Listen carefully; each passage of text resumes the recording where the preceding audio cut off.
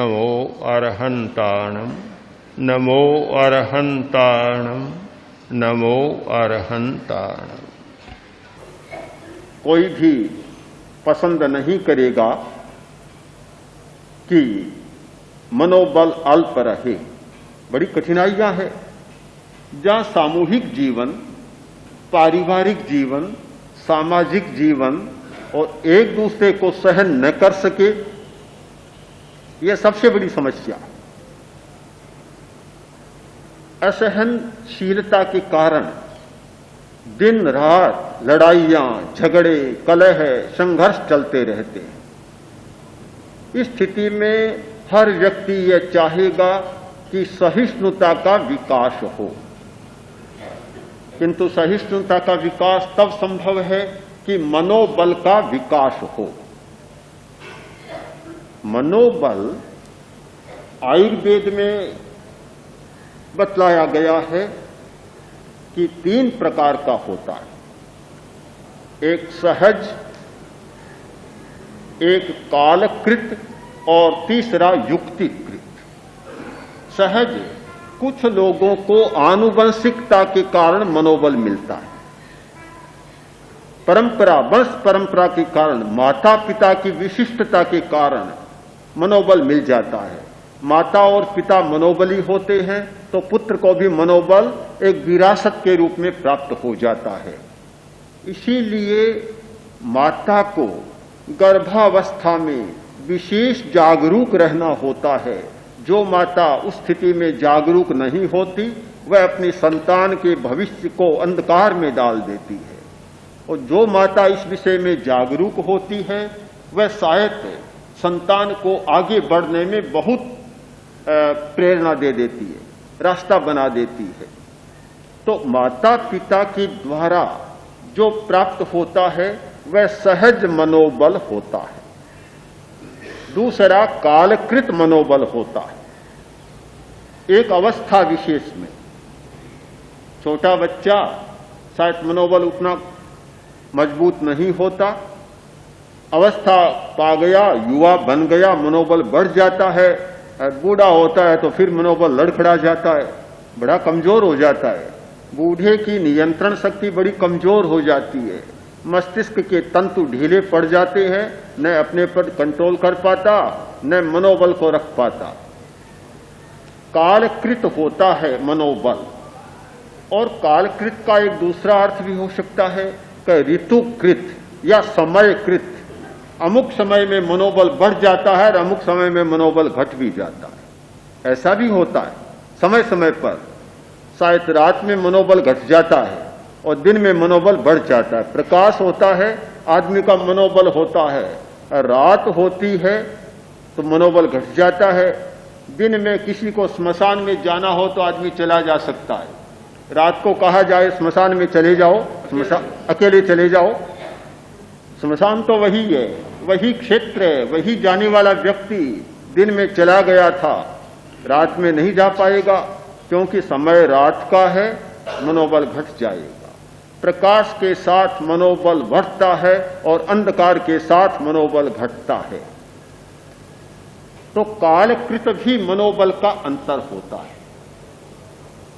युक्तिकृत मनोबल तीसरा प्रकार है। युक्तिकृत मनोबल यानी उचित उपायों के द्वारा मनोबल को बढ़ाया जा सकता है। मैं इसीलिए ये चर्चा कर रहा हूं कि जिस व्यक्ति को सहज मनोबल प्राप्त नहीं है तो वह निराश न हो, निराश होने की जरूरत नहीं। उचित उपायों के द्वारा मनोबल को बढ़ाया जा सकता है, विकसित किया जा सकता है।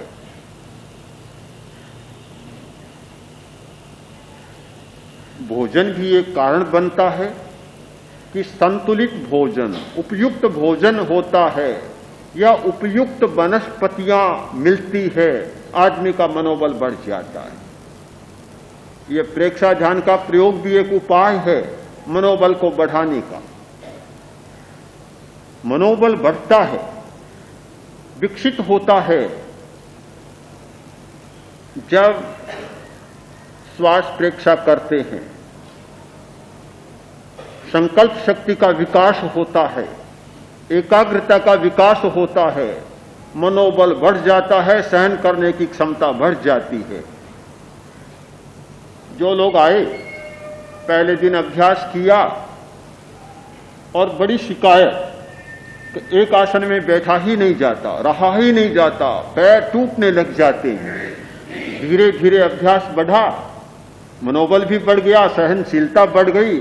अब कहते हैं कि दर्द हुआ तो भी हमने संकल्प कर लिया कि ये पूरा ध्यान एक आसन में ही करना है, एक में कर लिया। इतने थोड़े दिनों में भी यह सहन करने की शक्ति आ गई। क्या मनोबल बढ़े बिना आ गई? मनोबल बढ़ा तभी तो सहन कर सके। अगर मनोबल नहीं बढ़ता तो सहन नहीं कर पाते और तत्काल आसन को बदल डालते। थोड़ा थोड़ा कष्ट सहने का अभ्यास बहुत महत्वपूर्ण सूत्र है जीवन की सफलता का। एक आराम तलबी का सूत्र है, दूसरी ओर सहनशीलता का सूत्र है। जिस आदमी को असफलता जीवन में चाहिए, उसके लिए सबसे अच्छा उपाय है आराम तलब हो जाना, ऐसो आराम में फंस जाना। यह असफलता का स्वर्ण सूत्र है। और जिस व्यक्ति को सफल होना हो, उसे कष्ट सहना सीखना होगा। भगवान महावीर का वह वचन बहुत महत्वपूर्ण है। जैसे जैसे उस पर मनन करते हैं, ऐसा लगता है कि जीवन की सफलता और असफलता का विवरण बहुत थोड़े में उन्होंने दे दिया। सुहसाय गस्य समणस्य निगाम साइस्य उच्छोलना पहो इससे दुल्लहा सुगई तारी सगस्य। कि जो श्रमण, जो मुनि सुख चाहता है, सुख का रसिक है, बहुत सोना चाहता है, दिन में भी सोना, रात में भी सोना, जब भी समय मिले तब सोना, सो जाना चाहता है, आलसी पड़े रहना चाहता है। 2-3 दिन पहले पंडित दल सुख मालवणिया आचार्य श्री के पास पहुंचे और बोले कि आचार्य श्री बात क्या है? मैं जब भी आपको देखता हूं आप श्रम करते रहते हैं, सोते नहीं, बैठे रहते हैं। इस पर भी उन्हें आश्चर्य था कि आप बैठे रहते हैं और इस अवस्था में 70 के आसपास फिर दिन भर आप बैठे रहते हैं। मैं तो बहुत सारे साधुओं के पास जाता हूं, 40 भी पूरे नहीं कर पाए हैं, या तो मसनद के सहारे ऐसे बैठे रहते हैं जैसे गद्दा लगाए पीछे, और या लेटे लेटे, मुझसे भी कई बार बात करते हैं तो लेटे लेटे करते हैं, बैठकर बात करने का भी अवकाश नहीं है उनको। बड़ा आश्चर्य है।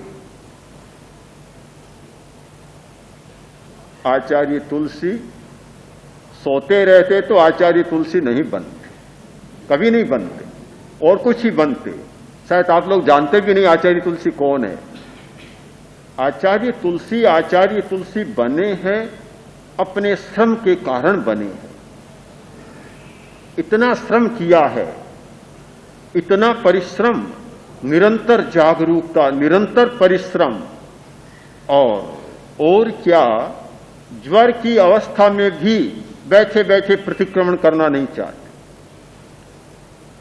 तो बहुत बड़ा असफलता का सूत्र है आराम तलब हो जाना, ऐसो आराम में चले जाना, पड़े रहना, सोए रहना, सोते ही सोते रहना, आलस्य में चले जाना। तीसरा एक है उच्छोलना पहो इससे, यानी शरीर की साज सज्जा में समय बिता देना। कभी हाथ धोया, कभी पैर धोया, कभी मुंह धोया, कभी शरीर को सजाया, कभी कपड़ों को संवारा, कभी किसी को संवारा। जीवन का लगभग सारा समय तो कपड़ों में, शरीर में, केसों में, जूतों में, चप्पलों में चला जाता है। काम के लिए बचता ही कहां समय। उच्छोलना पहो इससे, भगवान ने कहा दुल्लहा सुगई तारी सगस्य। ऐसे व्यक्ति की सुगति दुर्लभ है, ऐसे व्यक्ति का विकास दुर्लभ है, ऐसा व्यक्ति उन्नति के शिखर पर पहुंच सके, सफलता का वर्ण कर सके, ये बात दुर्लभ है, कभी संभव नहीं है।